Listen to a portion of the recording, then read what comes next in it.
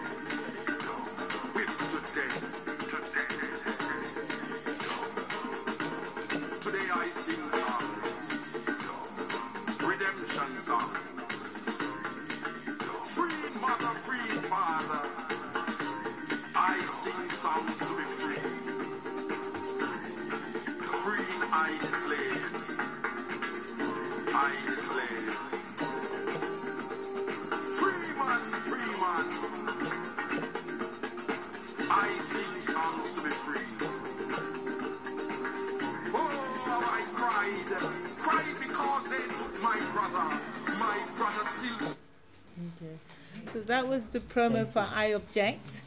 I just want to say one thing about his choreography. He's very interested in looking at the idea of polycentrism as a way of organizing space. So he will have a solo happening upstage, a trio here, another duet here. And so he really works with, and different dimensions. So for this production, he had a bobinette that divided the stage into two, and behind the bobinette was sort of like the ancestral space, the space of God, the space of cultural memory, and the dances there were sort of like counterpoints to what's going on here. So there was a market scene in front, or what you could imagine to be a market scene, because there was no set. The women were laughing and joking with each other, and then a spotlight upstage appeared, and there was a man on a noose. And so you had this constant thing of history and contemporary life and different. And it was quite a hard-hitting show. I mean, it started with slavery. It started at the bottom of the sea. So there's a statue in Grenada, I hear, where it has a ring of children at the bottom of the sea, and you can look down and see it. So they recreated that with lighting. It really worked. And then it went through that. It went through civil rights. It went through Black Lives Matters. It went through Me Too. It did everything. I mean, it was quite. And then, but a lot of fun and laughter within that, which he says is the Caribbean way. You laugh. You suffer. You have pain, and you transcend trauma. So that's what the piece was about. Thank you. Yeah, that was great.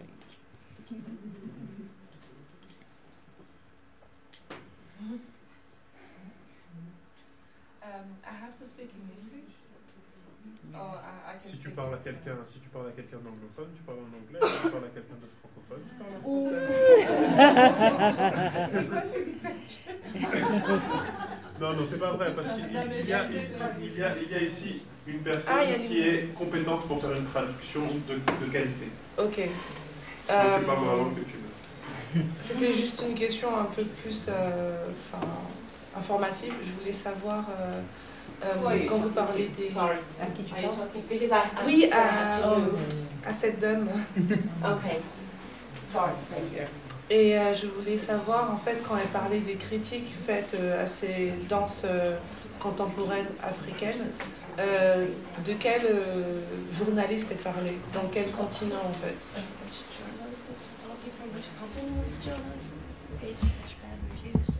Mainstream press. So the first one was Norway, and it was the equivalent of, it was a mainstream press, that theatre press, so quite established theatre press. And in Britain, it was also the mainstream press, I think the Financial Times. So they're well-known publications and well-circulated publications. But there are people that are black people, they know, or white people. My guess, about African dances, or they just say? Yeah, they just say, because they are comparing it to, they're evaluating it from their own idea of theatre, because they do not recognise the tradition, the theatre tradition, or the choreographic tradition these artists are coming from.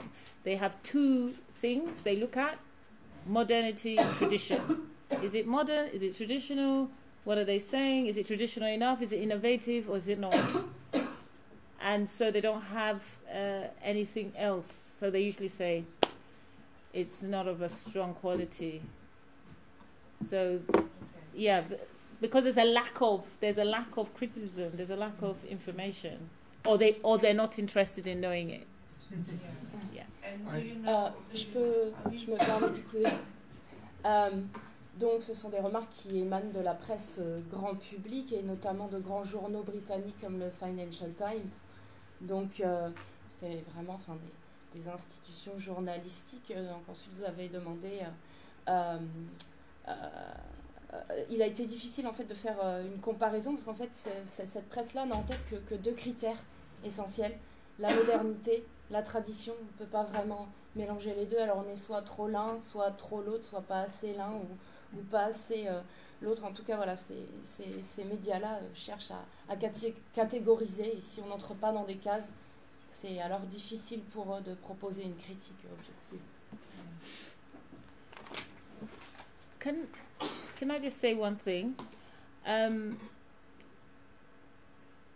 Because certain ideas have been explored within the Western theatre tradition, let me say there's this idea of decentering the stage in postmodern dance. So they might look at it from that. For example, in Alexandra's piece, they said too much is going on stage. Because they were comparing it to right now, they're trying to par things back. But she's not relating to the idea of parring back. We got what she was doing because she was working with an idea of people coming from different places to England, different migration streams. So there's no set theatre history to look at her work, and they evaluate it from their own understanding of how theatre dance has developed. So they're in charge of time. What should be shown now, what should not be shown now, what's important now, what's not important now. Donc je voudrais rajouter cette idée alors effectivement, certains appareils critiques viennent directement de la tradition théâtrale occidentale, qui a eu d'ailleurs dans la danse de type postmoderne une espèce de décentralisation de l'espace scénique. Et une des critiques qui a été faite au spectacle d'Alessandra, c'est justement ça, on ne savait plus où on était, où était la scène, il y avait trop de dispersion, il y avait des danseurs un peu partout. Donc ils se sont servis de cet outil critique-là pour interpréter son spectacle, alors que son but à elle était de travailler avec des gens différents qui venaient d'endroits différents, de représenter ça sur scène, tous ces flux migratoires, etc. Et finalement, on n'a pas l'histoire théorique et critique adaptée pour comprendre son spectacle, en fait. Donc, qu'est-ce qu'ils ont fait? Ils ont utilisé leurs propres outils à eux.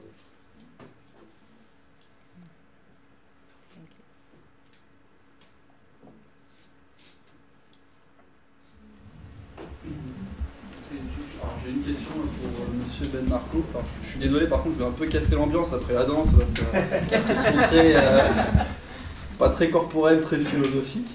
Vous avez parlé donc de quand Copernic développe sa théorie de l'héliocentrisme, que lui-même d'ailleurs n'a pas affirmé que c'était une vérité, mais que c'est simplement par commodité.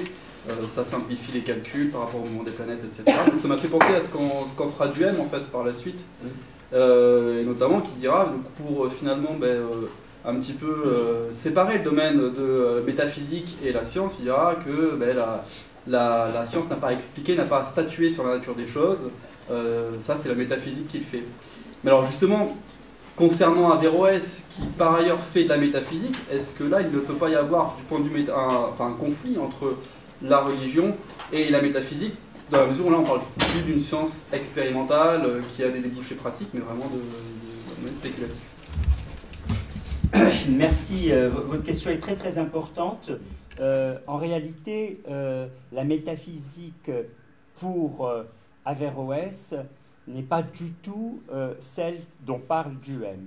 En revanche, vous avez raison de mettre en liaison Duhem avec ce que j'ai pu dire. Donc, si vous voulez, il y a deux entrées dans votre question. D'abord, Duhem, effectivement, distingue pleinement l'explication de la description. Et de ce point de vue-là, effectivement, il fournit méthodologiquement les moyens de distinguer l'explication de la description. Après, quand il dit que l'explication est de l'ordre métaphysique et la description de l'ordre scientifique, c'est propre à sa théorie du XIXe siècle. Mais si on se reporte au Moyen-Âge, la métaphysique était véritablement une connaissance. Une connaissance, il y a des démonstrations métaphysiques, il y a une reconnaissance de la métaphysique, si vous voulez, dans sa valeur démonstrative. Alors, quel exemple on peut donner? Certainement pas les exemples qui ont discrédité la métaphysique plus tard. Par exemple, quand vous avez chez Kant l'idée que quand on dit y a-t-il une origine du monde, le monde a-t-il toujours existé, la matière est-elle toujours divisible, etc. Ces positions que Kant a considérées comme métaphysiques, de piétinement métaphysique, n'ont jamais été considérées comme pleinement métaphysiques par des gens comme Averroès. C'est-à-dire qu'Averroès lui-même avait déjà dit que c'était des questions dialectiques indécidables, de dire que le monde a commencé ou de dire que le monde n'a pas commencé. Donc la métaphysique ne concerne pas ces questions qui après ont été labellisées comme métaphysiques. Alors vous allez me dire, ça concerne quoi? Ça concerne de reconnaître par exemple que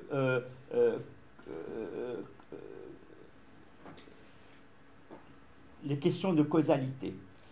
Averroès a une optique complètement aristotélicienne de la causalité, c'est-à-dire que la causalité, c'est véritablement des choses qui se passent ça se passe dans les choses, ce n'est pas une idée de l'esprit. De ce point de vue-là, il a effectivement une position métaphysique. Et aujourd'hui, dans la philosophie australienne, il y a tout un retour, pas un retour, je ne sais pas peut-être cette expression, mais toute une considération que la métaphysique puisse être véritablement une connaissance, c'est-à-dire tout ce qui relève des propriétés de la causalité, et la causalité, elle est retravaillée pour dire que c'est quelque chose qui se fait sous la forme d'une interaction, et il y a des interactions qui sont considérées comme causales. Donc en réalité, si vous voulez, il y a, et dans le médiéval, et dans la philosophie contemporaine, des questions qui permettent de redonner un aspect épistémique à la métaphysique, mais ce n'est certainement pas cette métaphysique que Pierre Duhem a fustigé ou Kant avant lui. Oui, c'est vrai que ça douche un peu par rapport à la danse dans des considérations de cet ordre, mais ma foi, il y a une danse des sphères. Il y a quand même une danse des sphères. Vous pouvez traduire... je disais qu'on semblait s'éloigner de la danse, mais il y a quand même aussi la danse des sphères. Donc voilà. We seem to get a little bit away from dancing with all the things I've developed, but still there is this dance of spheres. In the universe. there is, I know Averroes as Ibn Rashid, but there is something extra that we could add. Although he, two things. First, the Aristotle that we have today is, say, in French. It's a French translation of a Greek translation, of a Latin translation, of an Arabic translation, of a Persian translation, of an original Greek. And we are expected to believe that the translators didn't bring metaphysical concepts from their society to each translation. It's like an old Russian joke. If you say the mind is willing, but the body is unable, and you translate it into Russian, when you translate it back, the spirit is willing, but the body is unable. You translate it back, it's the vodka is good, but the meat is bad. So, I argue that we don't study Aristotle. His books were destroyed in those Christian moments. We have his lectures. What we are actually studying is a collective called Aristotle. But Eurocentrism made the fictional Aristotle the man with those ideas. These ideas, I argue, are the collection of the Persian, Arabic, Latin, and also Hebrew, because it was Jews who translated it from Arabic to Latin world. Ibn Rashid, or Averroes, is interesting here because I think the metaphysical question is how he is critical of substance. Because substance works for capitalism, which was growing, but it doesn't work for the human elements because they are in a relation. And I think it connects to the dancing and the critical question, which is a critique of critique. Because, and it connects also to, Lena's discussion around decoloniality, because one model wants fixed substances. Another model says any relationship to a relationship creates a new relationship. I think those art forms were similar to jazz in that the audience is part of the relationship. Do you see? And so as they perform, the critic has to let go and go into the relationship, but those critics wanted to not be in the relationship and become a substance. And so I think the metaphysics connects because Averroes was the beginning of the separation of law, state, and religion, but in the separation, producing a new relationship. Anyway, that's right. Yes, thank you. Est-ce que je tâche Oui. Donc je voudrais qu'on pense à Aristote tel qu'on l'envisage aujourd'hui dans ses traductions françaises. Il faut quand même garder à l'esprit que c'est une traduction du grec qui est elle-même venue du latin, de l'arabe, du perse, qui venait lui-même d'une traduction, enfin du texte grec original. Donc finalement, on aurait un peu du mal à croire que les traducteurs n'aient pas investi un peu de leur propre culture avec chaque nouvelle traduction. Et d'ailleurs, ça me fait penser à une blague qu'on raconte en Russie, on dit ce que l'esprit veut, le corps peut le faire.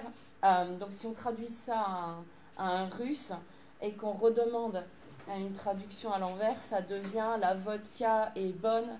Pardon, donc ce que l'esprit veut, le corps ne peut. Et si on revient à la traduction, c'est la vodka est bonne, la viande est mauvaise. Donc on se rend compte un peu de... Voilà, c'est ça la traduction. Donc pour moi aujourd'hui, quand c'est pas Aristote lui-même qu'on étudie, puisqu'en plus, comme je vous l'ai raconté tout à l'heure, il y a eu une destruction des autodafés massif pendant la période de christianisation.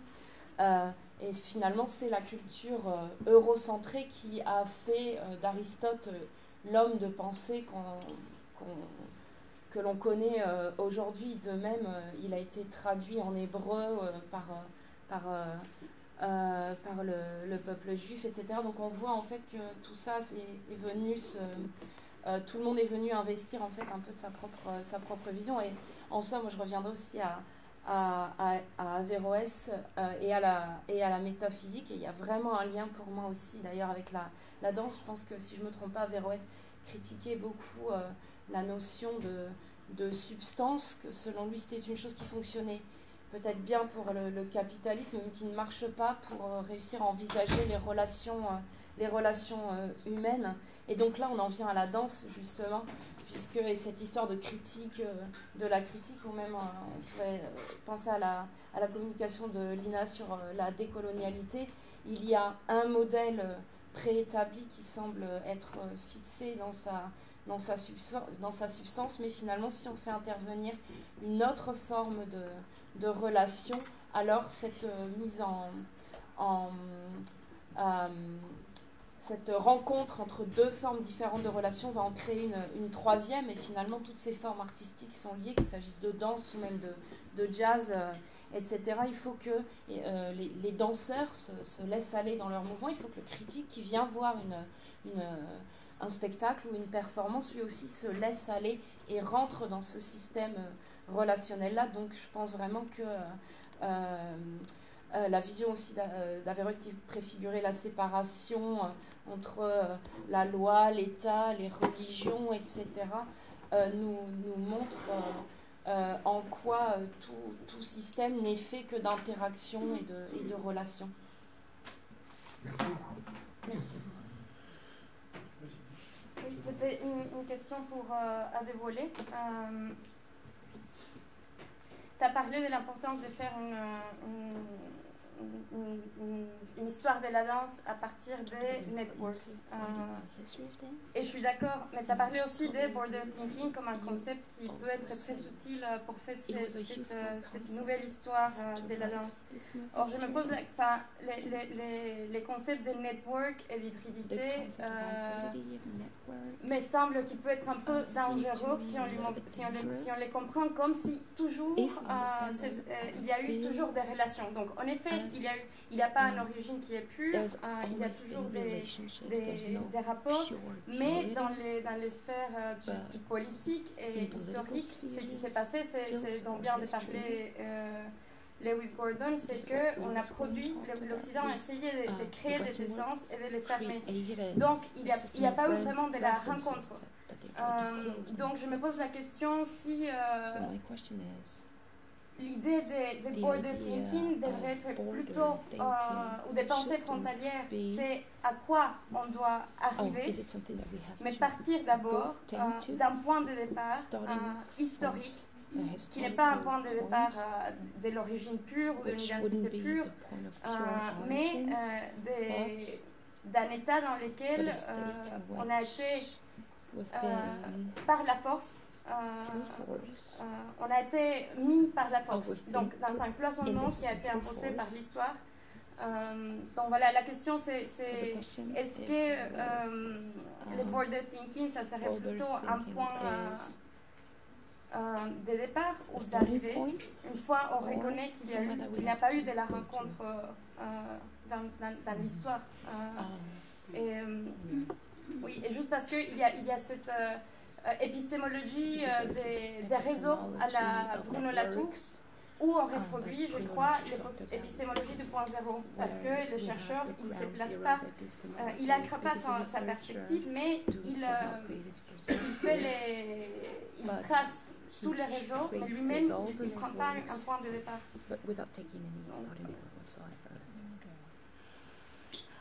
Thank you. I'll try. I'm seeing the border thinking as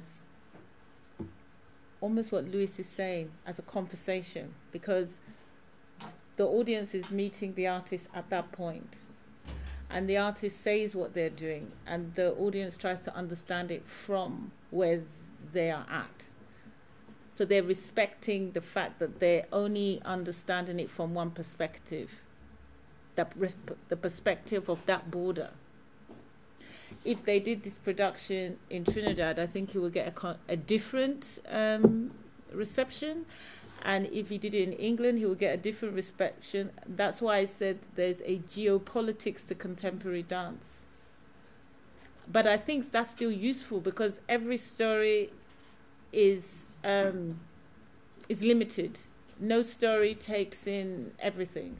So even if the common example is the war in Britain, you could if you read the history of the war, it's mostly the decisions that the politicians made. But there's a whole history of what the women were doing in the factories, and the fact if the women were not building the arms in the factories, the war wouldn't have been won. So some feminists then started writing the same era, the same time, but writing from the perspective of the women workers. So there's different stories of the same incident happening everywhere at different points. And the artist is aware that depending on who they're performing with, they're creating a different story. What has happened is that certain Western forms have become iconic of modernity. So you have some modern dance techniques, and they come to represent modernity. And if artists, non-Western artists, access those forms, they say they're doing modern dance. If they don't access those forms, no matter what they do, it's not modern. But the critic is having a dialogue with the Western, with their own artists. That's why their own artists can be innovative. They can change things. They can do new things, because the critic doesn't go there with a fixed idea. They go there to have a dialogue. But with your non-Western, you use their form as an entry point to talk about modernity. And in order for us to be able to respect each other's stories, we have to, you can't get the whole experience, but at least you can have a discussion across that border.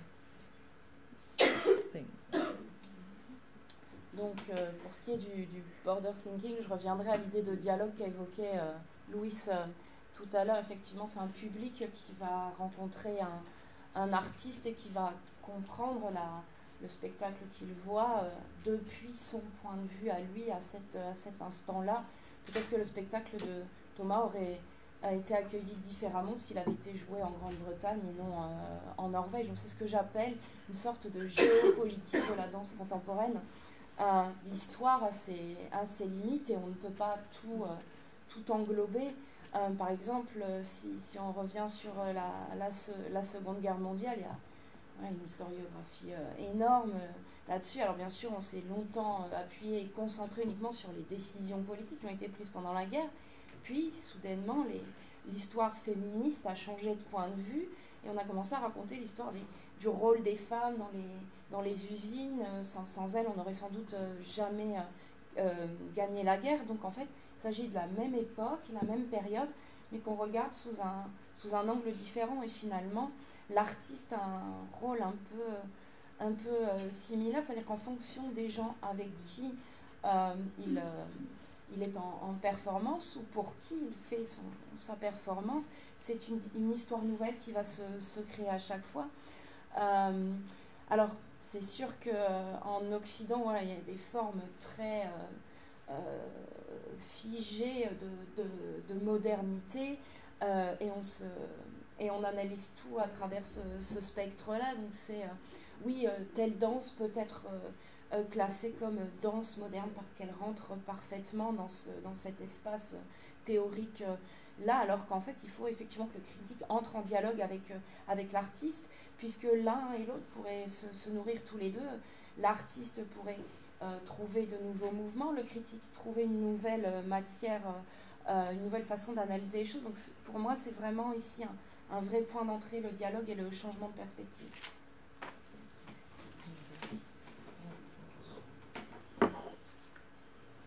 Thanks to everybody for enlightening me today. My question goes back to Gordon.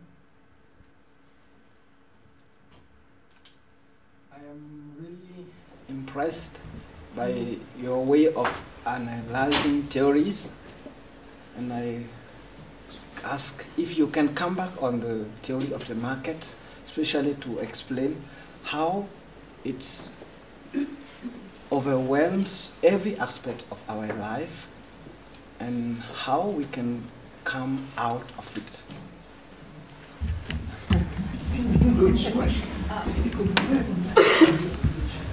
Je traduis juste en français avant la réponse. Merci vraiment à tous parce que toutes vos communications m'ont vraiment beaucoup éclairé. J'aurais une question pour Louise Gordon.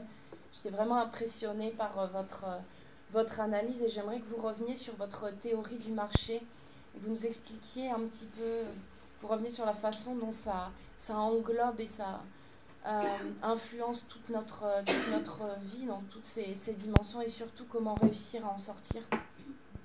Okay. Thank you for the question. It connects much with this afternoon's workshop. But the short version is it is important for us to understand the concept of theodicy. Theodicy, which is theo means God, dike, supposed to mean justice, but that's a mistranslation. The ancient Greek word dike doesn't really translate into justice as we think. But that's a longer discussion.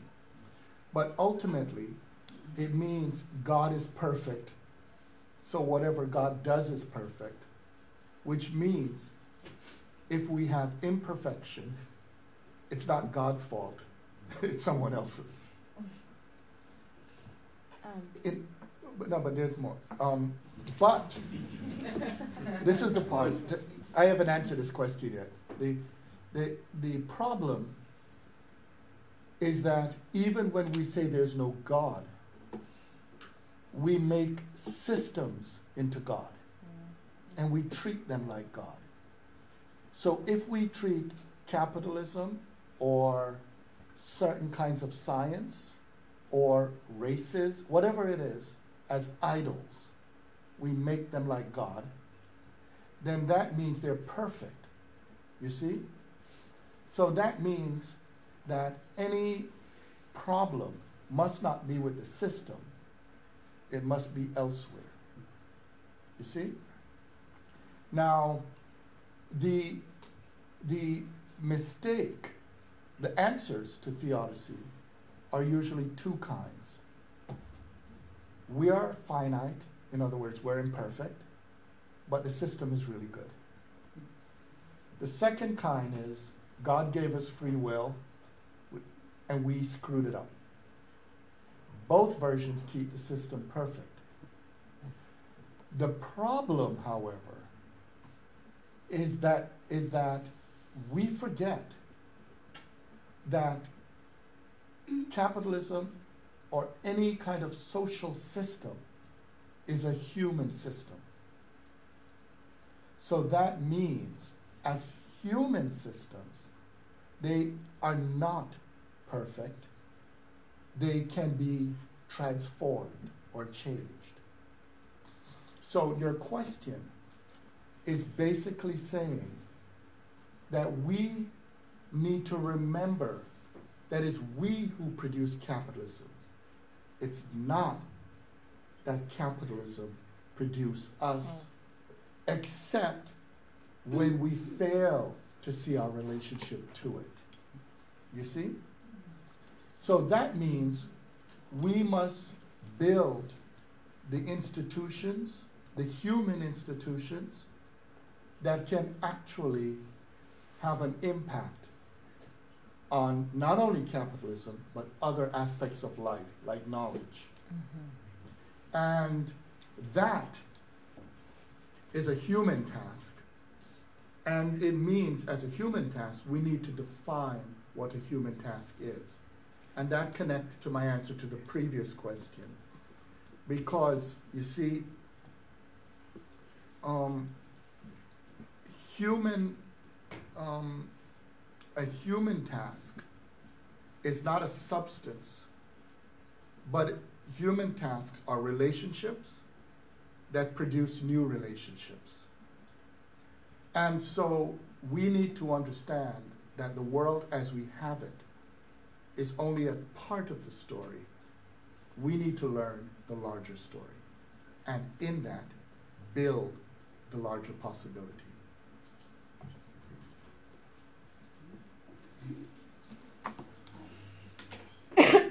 Donc merci beaucoup pour votre question. Ça va avoir beaucoup à voir avec ce dont on va parler cet après-midi, mais bon, je vais essayer d'en parler brièvement. Je voudrais qu'on parle d'abord du concept de théodossie. J'espère que c'est transparent en français. Merci beaucoup. Donc, c'est un mot grec qui est composé du mot Dieu et d'un autre mot que l'on traduit assez souvent par justice, même si ce n'est pas tout à fait vrai. En tout cas, ça nous donne la notion que Dieu serait parfait et que si imperfection il y a, alors ce n'est pas de la faute de Dieu. Le problème, c'est que s'il n'y a pas de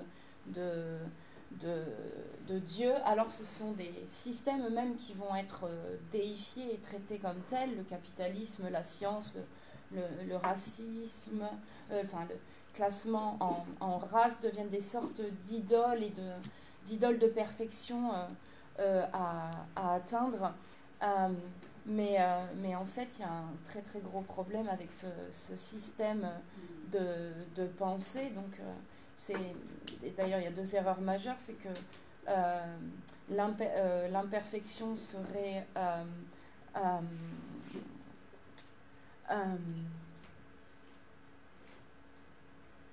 Dieu nous a donné, disons, le libre arbitre, et en fait c'est nous qui nous sommes, c'est nous qui l'avons gâché, donc c'est de notre faute. Le problème, c'est qu'on oublie que le capitalisme, comme tout système social, est un système humain, c'est-à-dire un système qui a été créé par l'homme lui-même, qui n'est pas parfait, qui peut donc être transformé et être changé. Donc votre question, en fait, on pourrait la reformuler comme ça. Nous devons nous souvenir que nous avons créé, nous avons produit le capitalisme. Et ce n'est pas le capitalisme qui nous a produit nous-mêmes, sauf à partir du moment où on commence à ne plus voir cette relation-là. Donc il faut qu'on réussisse à construire des institutions humaines qui auront un impact à la fois sur le capitalisme et sur le savoir. Ça, c'est une véritable tâche de l'humanité. Mais du coup, il faut définir aussi ce qu'est une tâche la tâche de l'humanité. Ça va rejoindre un peu la réponse que j'ai donnée aussi à la question précédente. Donc cette tâche n'est pas une substance, mais plutôt une relation, disons un réseau de relations qui crée des relations nouvelles. Et c'est ainsi que l'on pourra comprendre que le monde fait partie de l'histoire, mais qu'il faut aussi regarder les choses plus largement pour élargir le champ des possibles.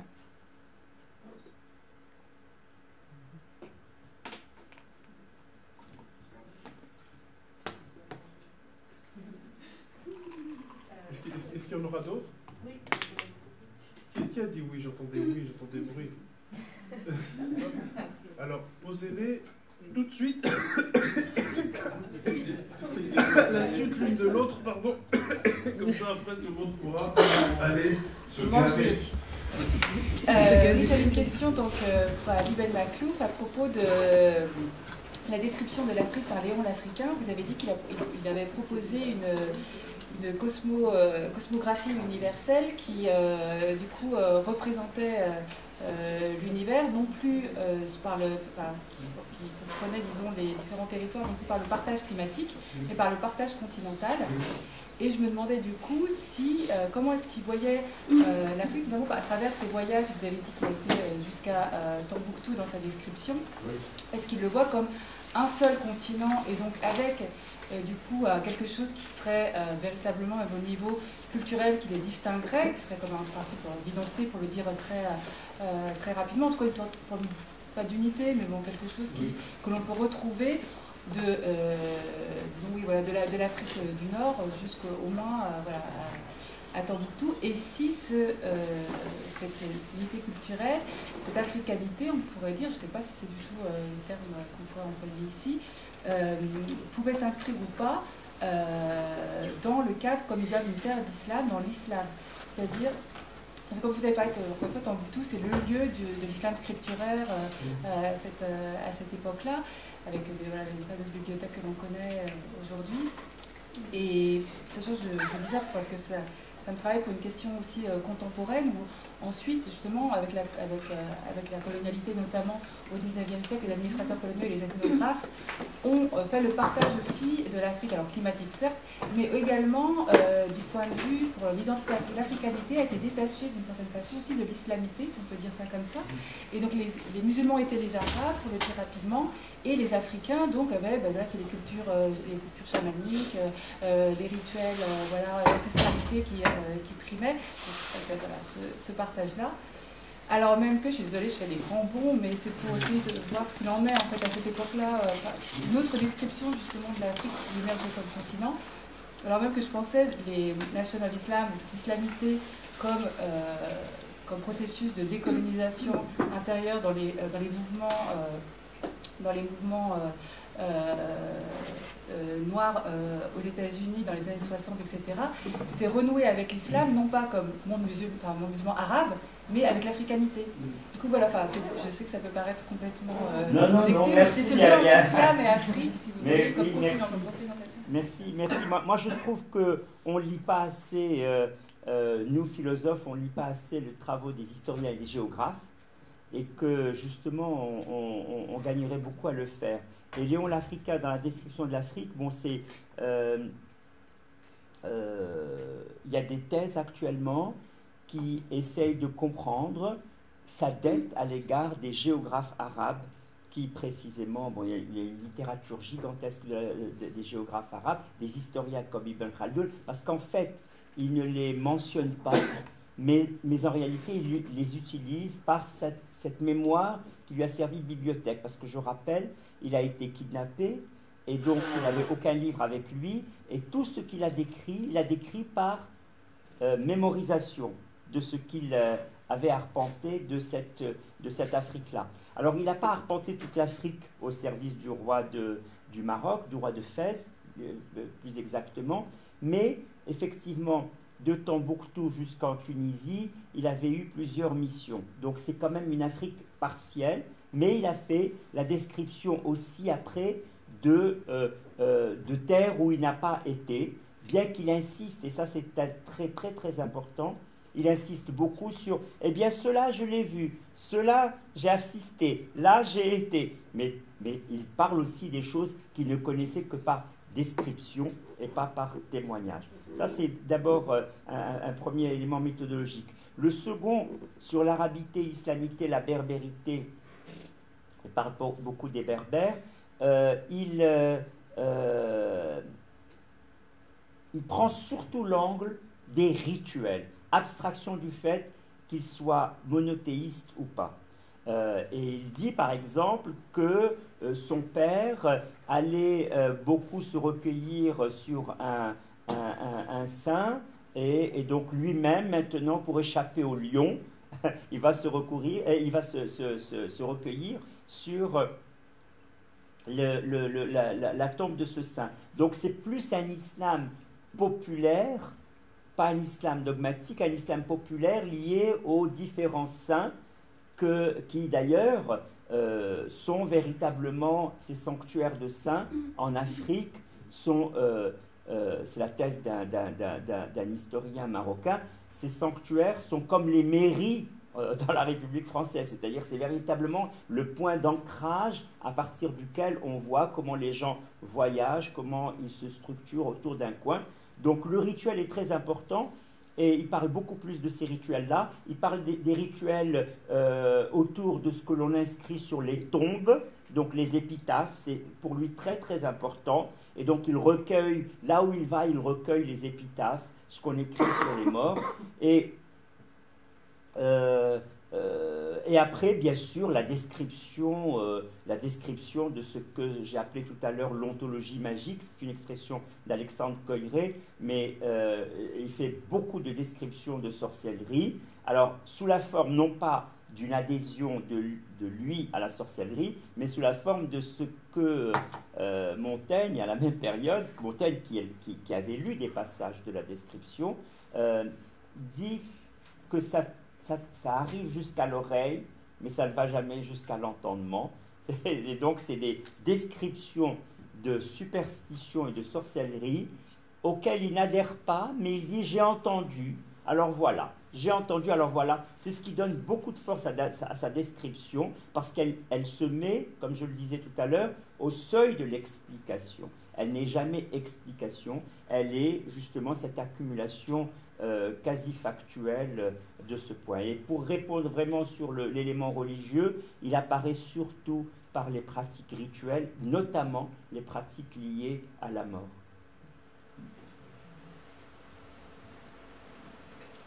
Dernière question. Oui. En fait, c'était une remarque et des questions par rapport à ce dont vous avez parlé quand vous parlez de la métaphysique de l'expérience ou des expériences, je ne sais pas exactement, et que vous disiez que ça existait au Moyen-Âge. Enfin, voilà, moi je ne savais pas et j'aimerais bien savoir. Alors, un retour sur la question de la métaphysique. Mon collègue l'a placé dans l'horizon de la traduction. Et effectivement, si on place la métaphysique dans l'horizon de la traduction, elle va complètement être aimantée par la philosophie du langage. Et effectivement, c'est ce qui se passe pour quelqu'un comme Averroès. Quand il sent qu'une question métaphysique est très disputée, il dit « attention, c'est peut-être une dispute à l'égard des mots que nous utilisons ». Par exemple, je reprends l'exemple que j'ai dit tout à l'heure, il dit certains, alors il prend les théologiens, il prend la métaphysique, il prend les deux cas. Il dit, à Aristote, on lui prête l'idée que le monde est éternel. Les théologiens disent que le monde est créé. On a l'impression d'une division irréconciliable. En réalité, il s'agit de se mettre d'accord sur les mots, parce que ce qui se passe, c'est qu'il y a beaucoup plus de liaisons, de relations, il y a beaucoup plus de communautés de vues entre les créationnistes et ceux qui ne le sont pas, qu'on le dit. Pourquoi? Parce que, et alors, il commence à transférer le côté métaphysique commence à le transférer au côté logique, avec beaucoup de sémantique. C'est extraordinaire, c'est vraiment, pour moi, j'ai travaillé cela et je représenterai ce point-là tout à l'heure à la bibliothèque, enfin à la librairie, pardon, à 18h à propos de mon ouvrage, c'est qu'il y a beaucoup d'affinités entre la philosophie du langage contemporaine et la philosophie du langage précisément au Moyen-Âge. Et lui, pour décrisper les questions métaphysiques, il les traduit en questions de langage. Par exemple, il dit que ce soit les théologiens, que ce soit créationnistes, donc que ce soit les métaphysiciens comme Aristote qui dit que le monde est éternel. Les deux s'accordent pour dire qu'il y a un premier être, divin éternel, premier accord. Les deux s'accordent qu'il y a des êtres qui sont soumis à la génération et à la corruption. Les deux s'accordent qu'il y a un monde permanent. Là où ils ne s'accordent pas, c'est pour dire si ce monde est éternel ou pas. Mais en réalité, même là, quand ils posent le monde comme éternel, ils insistent sur la similitude entre le monde et le premier créateur, parce que les deux, premier créateur ou premier moteur immobile éternel, peu importe, un premier être qui a la propriété d'être éternel, eh bien, le monde rapporté à l'être, il a comme lui la propriété de n'être pas produit, de n'être pas causé. Le monde rapporté aux êtres, il a la propriété, comme eux, d'être causé. Le monde est causé sans être produit. Et à partir de cela, il va dire le monde a aussi bien des similitudes avec les êtres soumis à la corruption qu'il a des similitudes avec l'être éternel. Et donc, il n'y a pas d'éloignement maximal, entre les deux attitudes, dès lors que chacune repose sur des situations de similitude du monde avec l'être éternel et du monde avec les êtres soumis à la corruption. Donc, il n'y a pas d'éloignement maximal. Et l'éloignement maximal, c'est la logique qu'il la lui donne. L'éloignement maximal, c'est entre une proposition affirmative universelle et une proposition négative particulière. C'est ce qu'on appelle les contradictoires. Donc il n'y a jamais de contradictoire, il n'y a pas de position si éloignée entre les théologiens et les métaphysiciens, dans la mesure où ce dont ils parlent comporte un amas de similitudes qu'il faut juste débrouiller par rapport à la manière que nous avons de parler de la causalité et de la production. Excusez-moi, c'est un petit peu technique, mais j'ai essayé de vous restituer l'argumentation, et cela se transfère vers la philosophie du langage et vers la sémantique autour des notions de similitude, et la philosophie du langage autour de comment appelle-t-on le monde, comment appelle-t-on l'être éternel, comment appelle-t-on les êtres soumis à la génération, à la création, me semble effectivement quelque chose de très intéressant. Donc on peut dire qu'il continue à faire de la métaphysique, mais avec beaucoup, beaucoup de sémantisation des questions. J'avais d'autres questions, mais je vais vous kidnapper. Venez à 18h. Can I make a short comment and then I have a question for Kainde? Yeah, it will be short. The true last one. It was short. The comment is that when Lewis was explaining about relationship, this is why I feel stories are important. It's to change the attitude towards criticism, not to now fix another thing, and also to change our attitude towards institutions, so we don't make institutions idols, and then we don't know how to relate to our own evolution. And then the question I have for Kainde is, after studying Franklin's method, I was wondering whether, when you reflect back on your injuries, was this a result of not using imagery, or what conclusions did you come to? Did you feel that having a better sense of the body is what stops injury? What was it that helped you, and what did it give you in terms of understanding how injury can be prevented? Sorry. Alors moi je voudrais revenir un petit peu sur ce qu'a dit Louise tout à l'heure sur la notion de relation, et c'est en ça pour moi que les histoires sont importantes, parce qu'il faut qu'on change notre attitude face à la critique. Il ne faut pas que ce soit quelque chose de figé, et de même il faut aussi qu'on change notre attitude face aux institutions pour qu'effectivement elles ne deviennent pas des idoles, ne soient plus des idoles. Il faut vraiment que cela fasse partie du cours de notre évolution. Et la question que j'aurais pour toi, c'est après avoir été initié à la méthode de Franklin et après ta blessure, je voulais savoir si ça t'avait donné un meilleur sens, si le fait d'avoir une meilleure conscience de son corps était une forme de médicament. Est-ce que c'est ça qui empêche justement d'aller jusqu'à la blessure? En tout cas, quel est l'apport de connaissances qui a émergé de cette expérience? It's kind of funny because many times dancers get injured just walking on the street. Yeah. Not in the studio.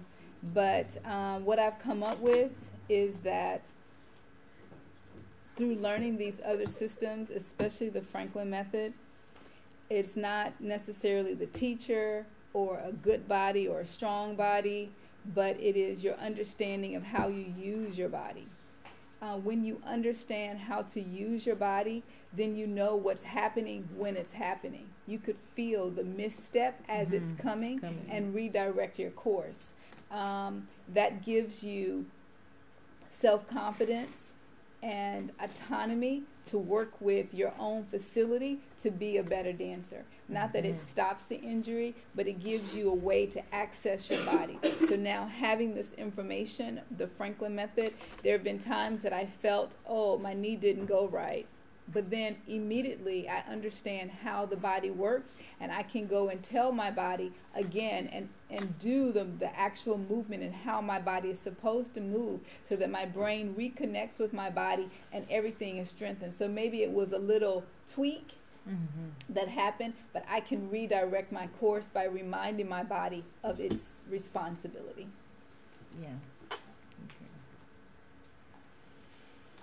Alors, c'est marrant parce qu'en fait, bien souvent, un danseur va se blesser en marchant simplement dans la rue et pas parce qu'il s'est trop entraîné en répétition. Moi, la méthode, ce que m'a appris la méthode Franklin, en fait, c'est pas tant qu'il faille un bon professeur ou de bonnes dispositions physiques. Il faut comprendre comment on utilise notre corps et comment notre corps fonctionne. Et comme ça, on peut vraiment ressentir le corps, et on peut presque ressentir en fait le faux pas ou l'entorse qui pourrait arriver, et ainsi l'éviter, parce qu'on a conscience de soi-même. Et c'est peut-être en ça qu'on devient un meilleur danseur. C'est pas tant qu'on arrive à ne plus se blesser du tout, mais on sent la blessure arriver, on comprend comment cette blessure peut arriver. On comprend comment fonctionne le corps, et donc on peut aussi reconnecter le cerveau et le corps ensemble pour faire en sorte que ce qui aurait pu être une grave entorse ne soit qu'une petite torsion de cheville, en fait. Et c'est comme ça qu'on arrive à amenuire, disons, les blessures. Yes. Thank you. Merci. Merci.